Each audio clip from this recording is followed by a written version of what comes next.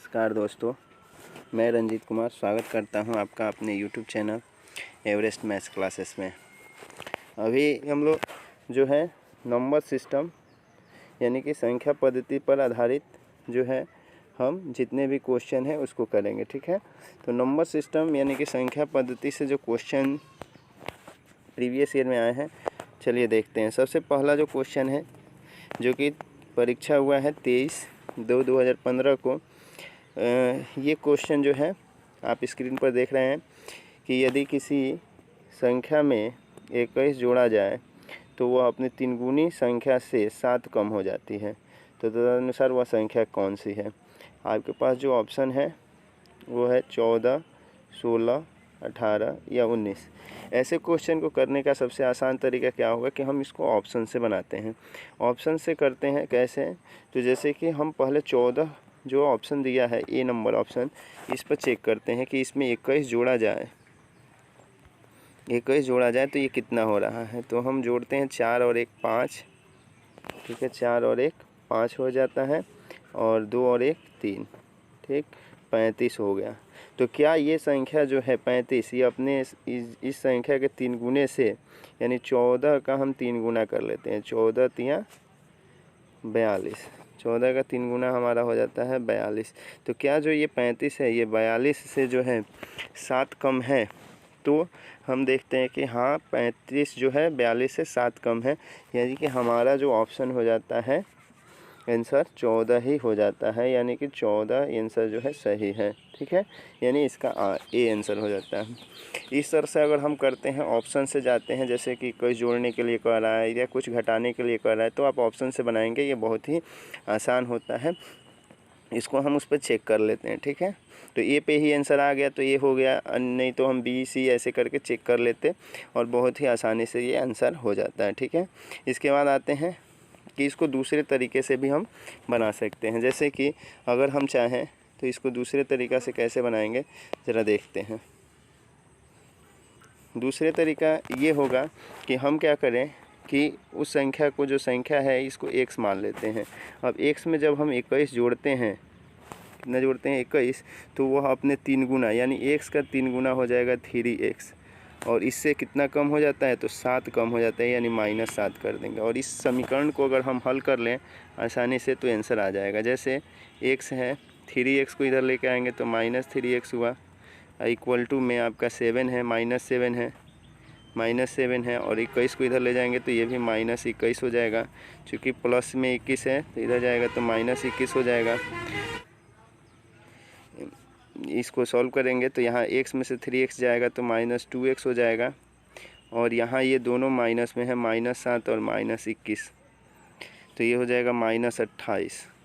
ये हो जाएगा हमारा -28, और माइनस से माइनस कट जाएगा तो, और इस 2 से 28 को कटा देंगे, 14 दूना 28, यानी x का मान जो हो जाएगा 14 हो जाएगा। तो ऐसे भी हम इसको बना सकते हैं। ठीक है, आगे देखते हैं दूसरा क्वेश्चन।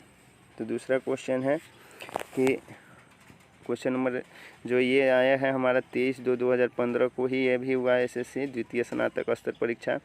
इसमें क्वेश्चन क्या है कि कुल 280 नारंगी 50 लड़के एवं लड़कियों को दिए जाते हैं। इसमें से प्रत्येक लड़के को 5 एवं प्रत्येक लड़के को 7 नारंगी मिलती हैं। क्वेश्चन को ध्यान से देखेंगे कि 50 लड़के और लड़कियां हैं, जिसमें हमको एक लड़के को 5 नारंगी और एक लड़की को 7 नारंगी दी जाती है। तो कुल कितनी लड़कियां हैं, अब इन लड़कियों की संख्या को हमें बताना है। तो हमें कुल जो संख्या है 50 है। अब इसको भी ऑप्शन से अगर हम देखें तो एक मान लेते हैं, पहला ऑप्शन लेते हैं 35। तो अगर 35 हम मान लेते हैं कि लड़कियां हो गई, तो 35 इसको माइनस कर लेते हैं, तो लड़के कितने बचे हमारे 15। तो 35 लड़की, एक लड़की को 7 नारंगी दिया गया, तो इसको 7 से मल्टीप्लाई कर लेते हैं 35 को। तो यहाँ हमारा आ जाता है 7 × 35 का 5, और हाथ में हमारा हो जाता है 7 × 35 का 5 3, और 7 × 21 और 3 24, 21 और 3 24, 245 आ जाता है। अब बाकी जो 15 लड़के बचे हैं, इसको एक लड़के को 5 नारंगी दिया गया, तो इसको 5 से गुणा कर लेते हैं, तो 15 × 75, 15 × हमारा हो जाता है यहाँ पे 75। ठीक है, तो 75 हो जाता है, तो अब इसको जोड़ लेते हैं। तो जोड़ लेते हैं 5 5 10 का 0, 5 5 10 का 0, 1 7 4 11 1 12 का 2, हाथ में 1 और 2 1 3, 320 नारंगी आ रहा है कुल, जबकि यहाँ पे कुल नारंगियों की संख्या जो है 280 है, यानी ये आंसर आपका नहीं होगा। अब इससे एक हम अनुमान ये लगाते हैं कि अगर हम 35 लड़की को लिए तो ये आंसर 320 के करीब जा रहा है, यानी कि उससे कम लड़कियाँ होंगी। तो उससे कम लड़कियाँ कितनी होंगी, तो हम 25 लड़कियों पर जांच करके देखते हैं। तो यहाँ पे हम पहले 25 लड़कियों पर जांच किया जाए इसको, ठीक है। तो पहले इसको हम थोड़ा मिटा लें जो है, ठीक है। अब हम जांच करते हैं इसको 25 लड़कियों पर। तो 25 लड़कियों पर जांच किया जाए तो कैसे होगा, तो अगर मान लेते हैं 50 कुल संख्या है जिसमें से 25 लड़कियां हो गई, तो बचे लड़के कितने बचे, 25। तो हम इसको करेंगे 7 से गुणा, चूँकि 7 7 नारंगी लड़कियों को मिला है, तो 25 सतह हमारा हो जाएगा 175, और फिर इसको भी हम करेंगे 5 से गुणा, तो 25 5 हो जाएगा हमारा 125, ठीक है। 170 175 और 25 जोड़ेंगे तो 0, 7 2 9 1 10 का 0, हाथ में 1, और ये हो जाएगा 300, यानी ये भी आंसर नहीं है। अब निश्चित रूप से जो है 15 आंसर होगा। वो कैसे, क्योंकि पहले सॉल्यूशन में हमारा 320 आया, दूसरे में 300 आया, यानी 20 कम हुआ। और ये 5 5 का यहाँ हम अंतर देख रहे हैं, सॉरी 10 10 का अंतर है, 35 से ये 10 कम हुआ 25, फिर 25 से 10 कम 15, यानी जो अंतर फिर जो होगा इससे हम 20 कम करेंगे 300 से, तो 280 हमारा आ जाएगा नारंगियों की संख्या। तो हमारा आंसर हो जाएगा 3, ठीक है।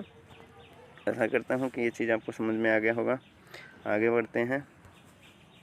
ये क्वेश्चन जो है आपको परीक्षा जो हुआ है 23/2/2015 को एसएससी बिहार एसएससी द्वितीय स्नातक परीक्षा, ये क्वेश्चन क्या है देखते हैं। सोमवार मंगलवार और बुधवार का औसत तापमान 30 डिग्री सेल्सियस, और मंगलवार बुधवार और गुरुवार का औसत तापमान 33 डिग्री सेल्सियस था। तदनुसार यदि सोमवार का तापमान 32 डिग्री सेल्सियस था तो गुरुवार का तापमान कितना था।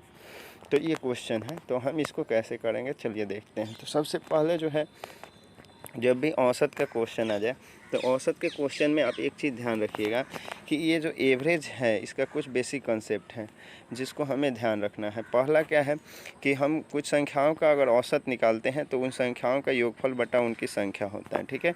तो वो जो औसत आता है, अगर हमें उसमें उन जितनी भी राशियाँ होती हैं उन सब का योगफल निकालना हो और औसत दिया हो, तो हम क्या करते हैं, जो औसत है और जो उसकी संख्या है इन दोनों को गुणा करके हम उसका कुल योगफल निकाल लेते हैं। तो इससे हम देखते हैं इस तरह से कैसे होगा। तो यहाँ देखिए, सोमवार और मंगलवार बुधवार का तापमान, तो सोमवार को हम मंडे मानते हैं, यहाँ हम एम लिखते हैं, ठीक। और मंगलवार तो ट्यूसडे हो जाएगा टी, और फिर वेडनेसडे यानी बुधवार।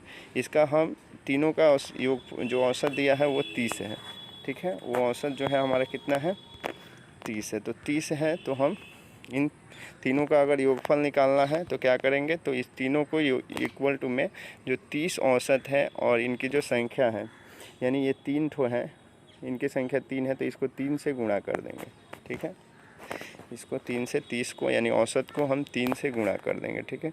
तो 3 से गुणा करने पर जो है, इसको 3 से गुणा कर देंगे, तो 3 से गुणा करने पर इन तीनों का कुल योगफल निकल जाएगा, यानी जो कि होगा 90, ठीक।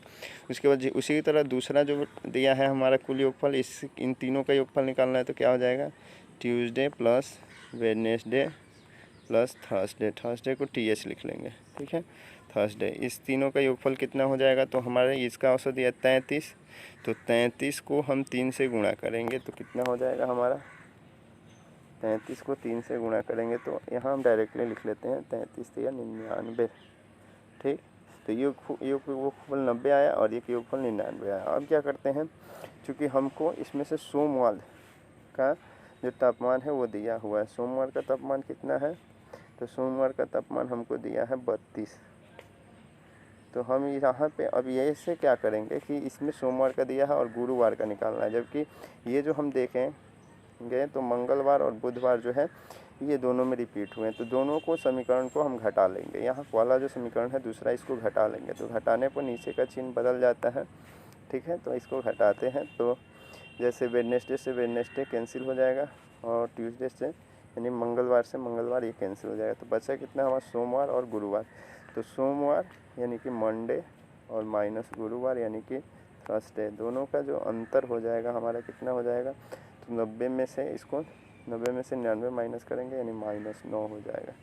ठीक है, तो चूँकि हमें गुरुवार का निकालना है तो यहाँ पे मंडे का दिया है तो मंडे का वैल्यू यहाँ पे हम पुट कर देंगे। मंडे का जो वैल्यू है 32 माइनस TH यानी कि गुरुवार इज इक्वल टू -9। तो यहाँ से अगर हम देखें तो इससे हम आसानी से पता कर सकते हैं कि इसमें से कौन ऐसी संख्या है जिसके साथ इसका अंतर करेंगे तो -9 आएगा इन ऑप्शन में से। तो जैसे 32 में से अगर 33 माइनस करेंगे तो आएगा, या 30 माइनस करेंगे, या 41 या 32। तो हम अगर 32 में से 41 माइनस करेंगे यहाँ पे तो ये 9 आ जाएगा।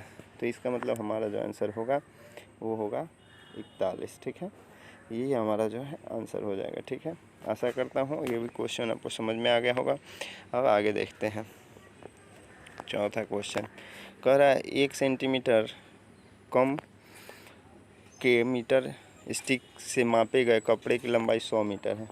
देखिए यहाँ जो है एक मान लेते हैं स्टिक है 1 मीटर से ये कम का है, सॉरी 1 मीटर का होना चाहिए लेकिन ये 1 मीटर से कम का है। तो इसे कपड़े की जो लंबाई मापी गई है 100 मीटर नापी गई है। एक कपड़े की लंबाई मापी गई है, बहुत बड़ा कपड़ा है 100 मीटर का। ठीक है, 100 मीटर है। तो माना कि स्टिक की माप सही है तो कपड़े की वास्तविक लंबाई कितनी है। तो अगर स्टिक की माप को हम सही मानते हुए चलें तो कपड़े की वास्तविक लंबाई कितनी होगी। तो यहाँ देखेंगे कि अगर इससे 100 बार मापा गया है, क्योंकि हम 100 बार मापेंगे 1 मीटर के कपड़े से तब 100 मीटर का कपड़ा हुआ होगा। तो अगर कब 1 मीटर से कम का है तो 1 सेंटीमीटर कम है। 1 मीटर से कितना कम है, 1 सेंटीमीटर। यहाँ देखेंगे 1 सेंटीमीटर कम, तो 1 सेंटीमीटर कम है यानी कि ये जो है 99 सेंटीमीटर का ही आपका स्टिक है। तो इससे अगर हम 100 मीटर माप दिए हैं तो यानी कि जो हमारी वास्तविक बढ़ोतरी हुई है तो 100 मीटर में हमारा जो सेंटीमीटर हो जाएगा वो कितना सेंटीमीटर हो जाएगा।